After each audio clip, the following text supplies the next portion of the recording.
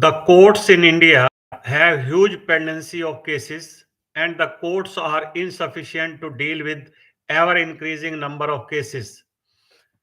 The root cause of the legal cases increasing is poor management of schools and colleges, college education. The quality of education and infrastructure provided in these institutions is far from satisfactory. Rather, it is too worse. Students are not burdened with the outcome fixed on them. There is hardly any continuity of studying further or getting job because there is a mismatch at every step.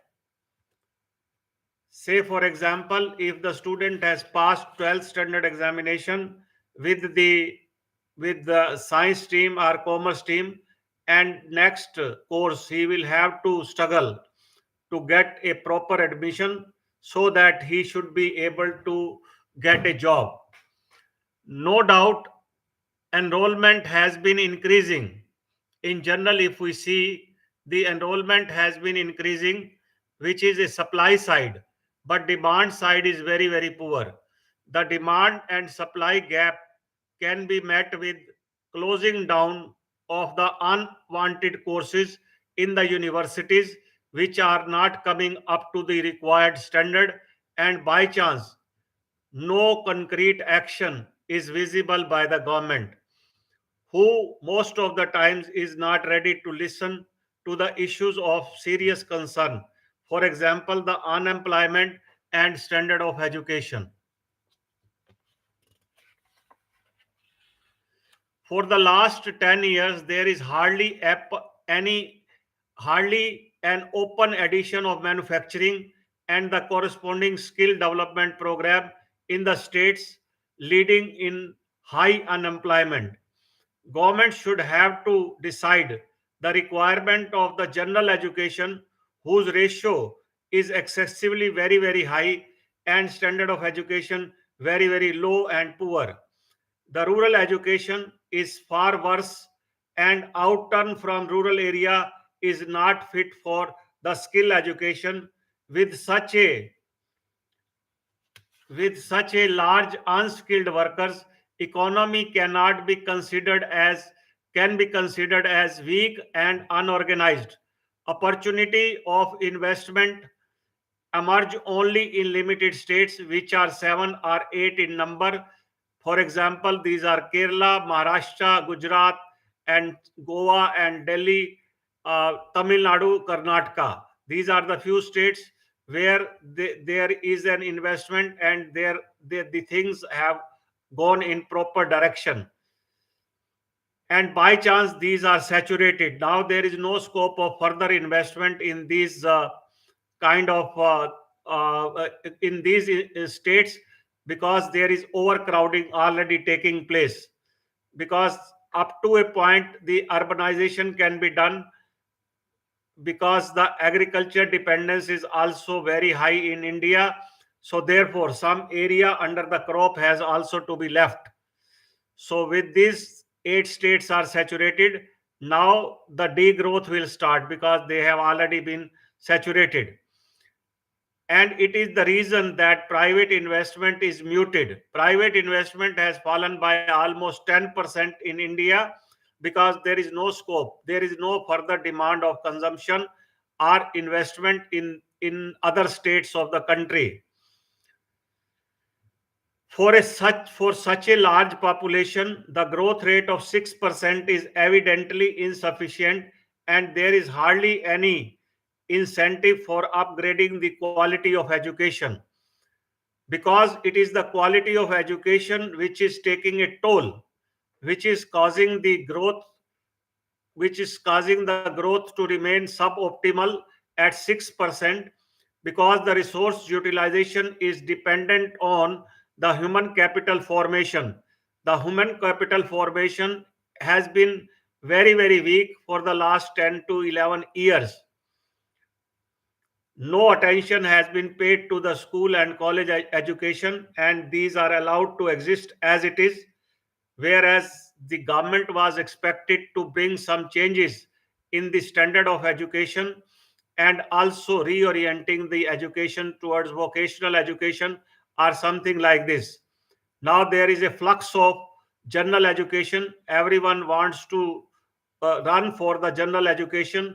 Other education, in fact, is either not existent or the people are not willing to do that. China, much before at this stage of development, has given 12% growth rate.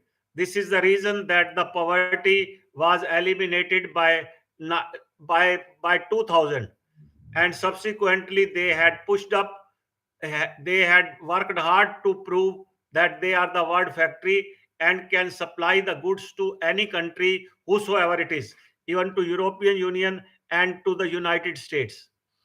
And this is the reason that it could become world factory and is challenging United States in terms of its economic power.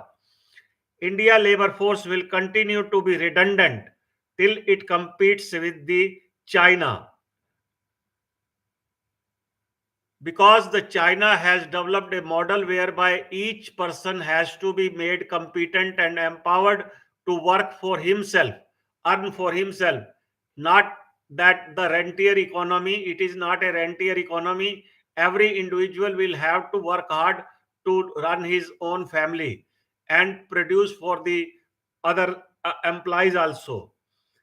Despite of the strong advocate for nationalism, India import our dependence on China is increasing. At present, we have got the trade deficit of almost $100 billion with the China, and China, in fact, is compelled to throw all the goods to India because its goods to United States are not being channelized, so the goods are being rerouted and coming from China. In case by chance if consumption increases, then it can benefit India. It cannot benefit India's manufacturing, but the import of China will increase in that situation by chance if the consumption due to the high growth of the service sector increases, where there is no chance at present. But if it increases, then the import from China will increase, because you continue to provide the services, they will continue to provide the finished goods to you. For the last 11 years, the monolithic government at the center is putting its energy in creating fissures in the regional governments, are making the maximum effort to displace other ruling dispensations. Lot of money and lot of energy is spent. Lot of people are enrolled with particular party, and they are just wasting their energy in winning the elections when they are earning like 14 crore people are registered with one single party. What they are doing, lot of electoral bonds are being purchased by the corporate sector, and lot of funds are lying there in their coffers. So therefore the dependence on the earned money of the other corporates is has increased, and this is how the people are managing their lives. The country which would have given support to the other economies itself is limping at 6% growth rate, which is subpar. The growth process has moved in backward direction because there is a huge debt on household, state, and the center. Municipalities are in shabby condition, evident from the rise in deaths in Indore because the drinking water was pushed through the sewage pipeline.